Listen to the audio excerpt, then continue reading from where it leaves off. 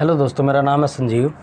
आज मैं आपको क्लास 10th का एक्सरसाइज 4.4 कराऊंगा। इसका मैंने फर्स्ट पार्ट पिछले कुछ वीडियो में बता रखा है, सेकंड पार्ट भी करवा दिया हुआ है इसका। ठीक है, आज हम लोग स्टार्ट करेंगे इस सिंगल वीडियो में ही इस 4.4 के थर्ड, फोर्थ और फिफ्थ, ये 3 क्वेश्चन बच रहे हैं, इसको कंप्लीट कराना है।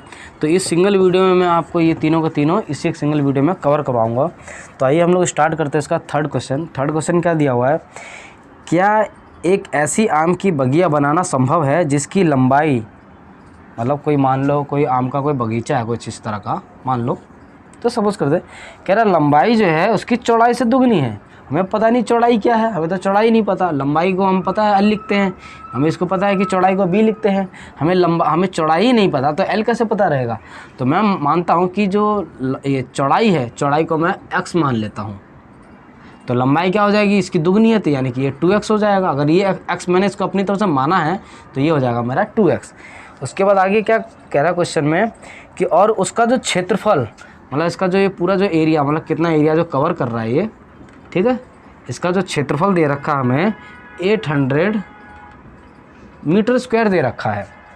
हमें ये दे रखा है, मतलब इसका जो एरिया दिया हुआ है हमें, ध्यान देना थर्ड क्वेश्चन में क्या क्या है। एरिया मुझे दिया हुआ है, इसका एरिया दे रखा है मुझे 800 मीटर स्क्वायर। और मैंने क्या किया कि पहले मैं इसको सपोज कर लेता हूँ, लेट कर लेता हूँ, है तो अपने आप ही मेरा ये निकल के आ जाएगा। तो let the breadth of garden be X. मान लिया उसकी जो चौड़ाई है किसी बगीचे की वो x है, तो लेंथ कितनी हो जाएगी, लेंथ हो जाएगी उसकी 2x। चौड़ाई इतनी मिल गई, लंबाई इतनी मिल गई। और एरिया क्या होता है, एरिया का मतलब होता है, हमें एरिया कैसे निकालते हैं किसी गार्डन को, अगर ये कोई क्वाड्रिलेटरल है, खास तौर पे वो अगर रेक्टेंगल है, रेक्टेंगल हम लोग कैसे निकालते हैं, L इंटू बी, इसी फॉर्म में निकालते हैं। और एरिया हमें दिया हुआ है 800 और L कितना है हमारा, लेंथ बोले तो 2x इंटू बी क्या है हमारा x। यहीं से एक रिलेशन कुछ ना कुछ निकल के आ जाएगा, ध्यान देना। ये हो जाएगा 800 बराबर में ये हो जाएगा 2x स्क्वायर।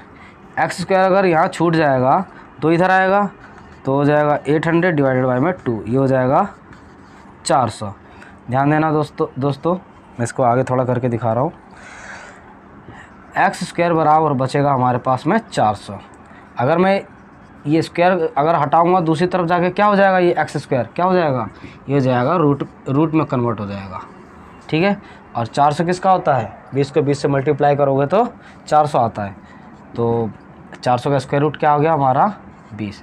तो आंसर क्या होगा हमारा x 20। ध्यान देना, अगर ये 20 है, ठीक है, अगर ये 20 है, ठीक है, तो ये कितनी हो जाएगी, अगर ये अब हमने क्या अभी जो हमने निकाला वो x निकाला है, ये अगर मेरी चौड़ाई अगर 20 है तो लंबाई कितनी हो जाएगी, 20 दूनी 40, क्योंकि उसका दुगना है, तो 20 और 40 इसका आंसर आएगा। यही हमें निकालने के लिए बोला था। ठीक है, देखिए दोस्तों चौथा क्वेश्चन क्या दिया हुआ हमें। चौथा क्वेश्चन में बोला है कि क्या निम्न स्थिति संभव है, यदि है तो उनकी वर्तमान आयु ज्ञात कीजिए। 2 मित्रों की आयु का योग 20 वर्ष है, मतलब कोई दो दोस्त है, उन दोनों की एज अगर हम जोड़ते हैं तो 20 साल आ रही है। 4 साल पहले उनकी आयु का गुणनफल 48 था। मान लिया कोई दोस्त जो फ्रेंड्स है, कोई फ्रेंड ए है, ठीक, उसकी एज मैंने मान ली x, उसकी एज मैंने मान ली x है, ठीक। कोई दूसरा फ्रेंड बी है, ठीक है, तो क्या होगा, ध्यान देना, फ्रेंड ए प्लस फ्रेंड बी क्या हो जाएगा हमारे पास 20। फ्रेंड ए की एज को अगर मैंने x माना है, ठीक है, तो बी की एज कितनी निकलेगी, ध्यान देना, यहीं से इक्वेशन निकल के आ जाएगा। तो फ्रेंड बी की एज कितनी आ जाएगी 20 माइनस में x, ठीक है।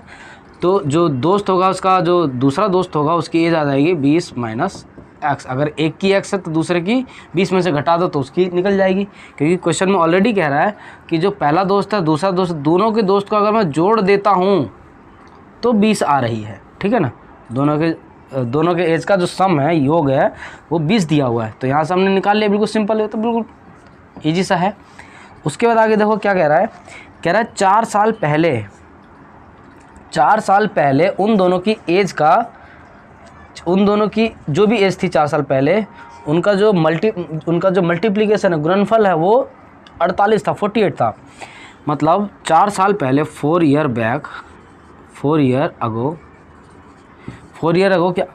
अगो इसका एज कितनी रही होगी, जो फ्रेंड ए है उसकी एज रही होगी x-4।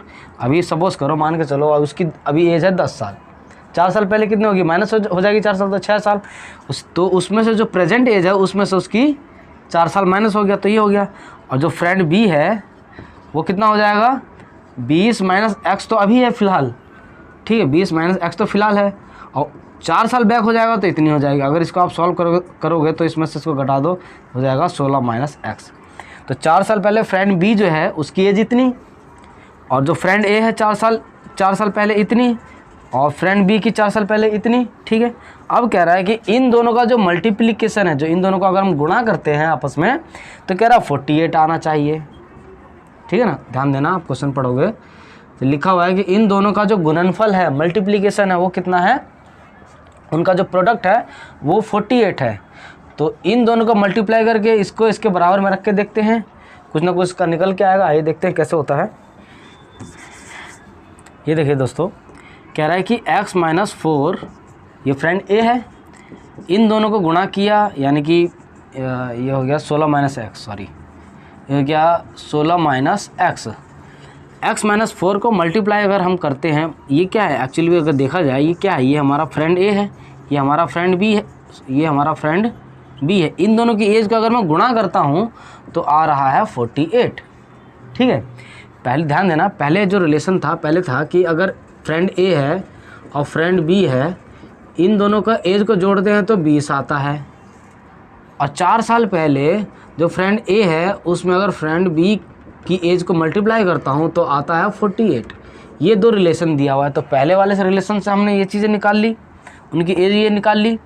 दूसरे वाले रिलेशन से हमने इनको आपस में मल्टीप्लाई करके ये लिख दिया। अब इसको सॉल्व करो बेसिक तरीके से, हमें पता है इसको इससे सॉल्व करते हैं और इसी को इससे सॉल्व करते हैं। आपने 7वीं 8वीं क्लासों में सीखा हुआ है ये सिंपल से इक्वेशन सॉल्व करना, ठीक है। तो 16 को x से करोगे तो हो जाएगा 16x minus X square minus ये हो जाएगा 16 चौक 64 माइनस 16 चौक 64 माइनस माइनस प्लस 4 x बराबर 48, ठीक है। और इसको आगे सॉल्व करो तो क्या आ जाएगा, इसको थोड़ा रीअरेंज भी कर लेते हैं साथ के साथ, तो हो जाएगा माइनस एक्स स्क्वायर पहले 16x और प्लस ये तो हो जाएगा प्लस का 20x और माइनस का 64, ये 48 इधर आ जाएगा तो माइनस का हो जाएगा equal to 0। Minus X square plus 20x, इसको माइनस माइनस प्लस 8 4 12 10 अरे 11 बराबर में 0। ध्यान देखना, यहाँ पे आकर के हमारा क्वाड्रेटिक इक्वेशन बना है। अब जाके हमारा क्वाड्रेटिक इक्वेशन बना है, और जब एक बार क्वाड्रेटिक इक्वेशन बन जाता है तो उसके बाद हम लोग उसको फटाफट किसी भी मेथड से आप इसको सॉल्व कर सकते हैं। हमारे पास पता है कि 3 मेथड दिया हुआ है, आप तीनों मेथड से जिससे भी आपको इजी लगे उससे सॉल्व करते हैं। तो आइए देखते हैं इसको कैसे करना है, ठीक है।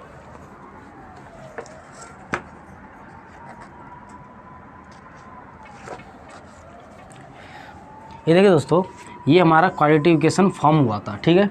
मैंने आपको बताया था जब क्वाड्रेटिक इक्वेशन फॉर्म हो तो पहले उसका नेचर चेक करते हैं। उसका हम लोग नेचर चेक कर लेते हैं कि डी जो है 0 से बड़ा है, डी जो है 0 के बराबर है और डी जो है 0 से छोटा है। अगर ये वाली कंडीशन आती है तो इसका सोल्यूशन आप निकाल ही नहीं पाओगे। ये अगर इन दोनों में से कोई सी कंडीशन आती है तो इसका सोल्यूशन आप निकाल पाओगे। तो पूरा सॉल्व करने से बढ़िया है पहले हम लोग यही निकाल के चेक कर ले, क्या पता ये कंडीशन आ जाए तो हमें आगे सॉल्व करने की ज़रूरत पड़ेगी नहीं। अगर नहीं आता है अगर नहीं आता है, मान लो अगर ये वाली कंडीशन आ गई तो आगे सॉल्व करने की ज़रूरत नहीं पड़ेगी। अगर इन दोनों में से कोई कंडीशन आ गई तो तब जाकर के हमें x की वैल्यू फाइंड करने की ज़रूरत पड़ेगी। तो पहले मैं d निकाल के इसका नेचर चेक कर लेते हैं हम लोग, b स्क्वायर माइनस 4ac, ठीक है। तो b हो गया हमारा x का कोफिशिएंट जो कि 20 दिया हुआ है, ठीक है, माइनस 4 इंटू a दिया है -1। ध्यान देना, एक्स स्क्वायर के आगे में कुछ नहीं है, सिर्फ माइनस है। इट मीन्स इसको मैं ऐसे भी तो लिख सकता हूँ, माइनस एक्स स्क्वायर का मतलब क्या है कि -1 एक्स स्क्वायर इसलिए मैं यहाँ से उठा सकता हूँ, ठीक है। तो ध्यान देना, तो -1 इंटू सी है माइनस में 112, ये हो जाएगा 400, ठीक है।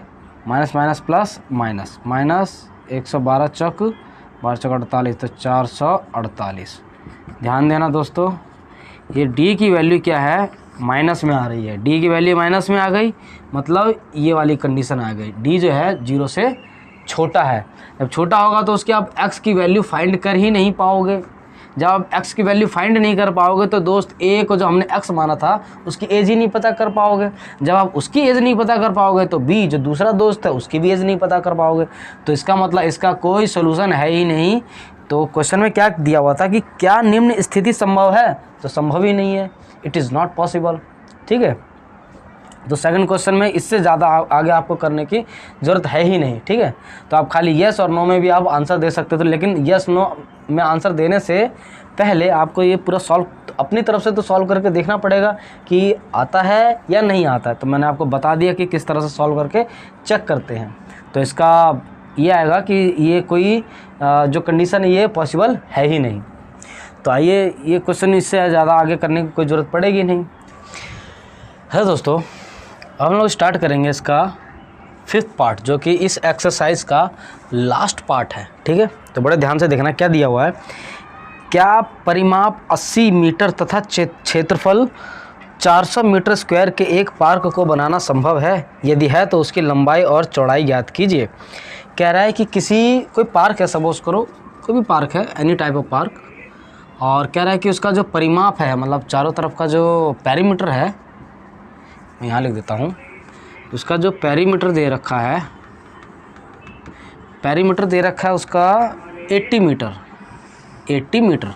हमें पता है कि पेरीमीटर क्या होता है किसी भी पार्क का। सपोज करो वो पार्क कुछ स्क्वायर या रेक्टेंगल के शेप का है, तो 2l + b, अगर ये मेरी l है और ये अगर l है, ये b है, तो ये 2 × l + b होता है, और जो कि दे रखा हमें 80। इसको अगर आप सॉल्व करोगे तो ये आ जाएगा हमारा 80 / 2 यानी कि 40। तो इसको अगर मैं और आगे सॉल्व करूँ तो l = 40 और b उधर जाएगा तो हो जाएगा माइनस में। ध्यान देना, एक इक्वेशन तो मेरे पास यहाँ से बन करके आ गई है। l जो हमने मतलब यहाँ पे l = 40 - b के फॉर्म में हमने इसको कन्वर्ट कर लिया। दूसरा दे रखा है उसका एरिया दे रखा है हमें कितना, 400 दे रखा है। एरिया इसका दे रखा है 400 मीटर स्क्वायर। और एरिया कैसे निकालते हैं हम, l × b करके निकालते हैं, ठीक है। l हमने क्या निकाला है 40 - b, और b यहाँ पे दिया हुआ ऑलरेडी बराबर में 400।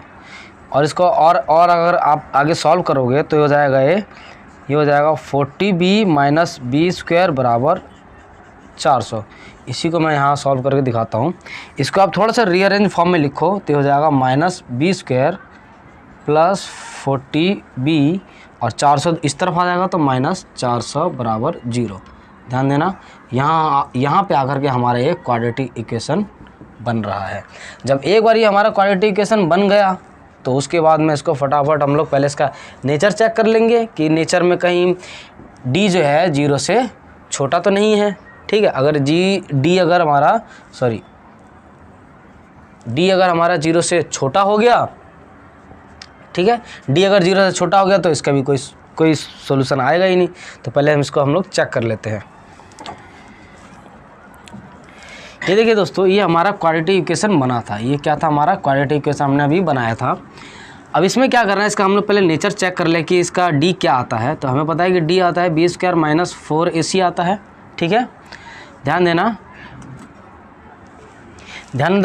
दोस्तों, इसमें हम क्या करेंगे, यहाँ से a, b और c की वैल्यू हम लोग पुट करेंगे। हमें ध्यान देना, पहले जब मैंने आपको जब बताया था d = b² - 4ac, उसमें जो क्वाड्रेटिक इक्वेशन होता था वो हमेशा x के फॉर्म में होता था, बट यहाँ पे b के फॉर्म में है। लेकिन ये जो b है ना, एक्चुअली में हमारा ये चौड़ाई है, ये जो है ना इसकी ये ब्रेड्थ है, इसलिए कंफ्यूज मत होना, ठीक है।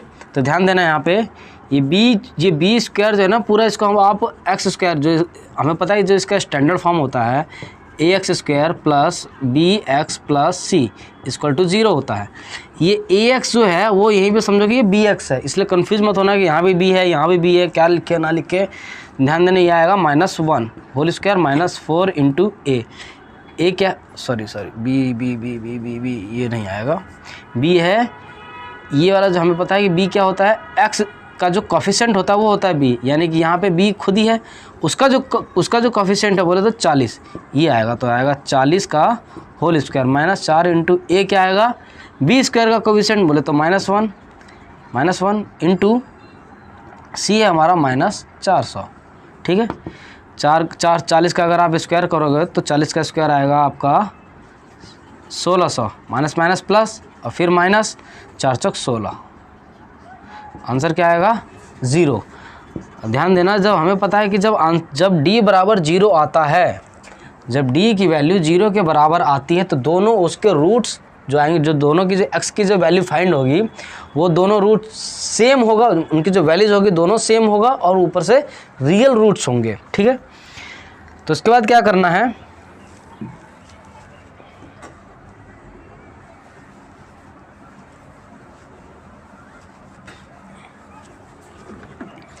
उसके बाद देखो क्या है, हम x की वैल्यू फाइंड करते हैं। हमें पता है कि b plus minus root B square -4ac divided by 2a होता है। माइनस b है, ध्यान देना -b, तो -b क्या है हमारा, इसका कोफिशिएंट मतलब x का कोफिशिएंट, जो कि अगर इससे मैं कंपैरिजन करता हूँ, ध्यान देना ये x ही है एक तरह का। ठीक है, इसका कोफिशिएंट जो कि है 40। ठीक है, प्लस माइनस रूट, ये हमने अभी क्या निकाला था, d बराबर हमने अभी 0 निकाल दिया था ना, 1600 में से 1600 माइनस किया था तो 0 निकला था, तो ये हो जाएगा 0 डिवाइडेड बाई 2 इंटू ए क्या है, a है हमारा बी स्क्वायर का कोफिशिएंट बोले तो -1। सॉल्व करो इसको, -40, ये पूरी वैल्यू 0 हो जाएगी तो इसको लिखने की ज़रूरत नहीं पड़ेगा, तो ये हो जाएगा -2। सॉल्व करोगे हो जाएगा 20, माइनस कट, तो यहाँ पे x की वैल्यू क्या निकली है हमारी 20। ध्यान देना, हमने जो x जो निकाला ये एक्चुअली b का फॉर्म था, ये जो था b का फॉर्म था, ये वाला हम पहले जब x निकालते थे तो वो वाली फॉर्म होती थी, यहाँ पे x निकालते थे, लेकिन यहाँ पे हमने b की वैल्यू निकाली, तो ये जो आंसर जो आएगा ना एक्चुअली में ये b, और ये b हमें पता क्या था, ये चौड़ाई थी इसकी, यानी कि ये b थी। ठीक है, और दूसरी बात कह रहा है कि d बराबर 0 है, यानी कि जो ये आंसर आया दूसरा भी जो आंसर आएगा वो भी b ही आएगा, और दूसरा हमें पता है कि l था तो ये भी हमारा 20 मीटर होगा। मीटर में दे रखा नहीं यूनिट, हाँ मीटर में दिया हुआ है, तो ये भी 20 मीटर आएगा, ये भी 20 मीटर आएगा। तो मतलब कुछ ये जो पार्क जो होगा ये कुछ स्क्वायर के फॉर्म का बनेगा, क्योंकि जिसकी लंबाई और चौड़ाई दोनों बराबर है, ये हो जाएगा 20 और ये हो जाएगा 20। तो दोस्तों यही था। ठीक है, इसी के साथ ही एक्सरसाइज 4.4 और चैप्टर 4 पूरा का पूरा कंप्लीट हो चुका है। तो अगली वीडियो से हम लोग चैप्टर 5 स्टार्ट करेंगे। ठीक है, तो दोस्तों अगर आपको ये वीडियो अच्छा लगे तो वीडियो को लाइक करें, शेयर करें, कमेंट करें और हमारा चैनल सब्सक्राइब ज़रूर करें। जय हिंद दोस्तों।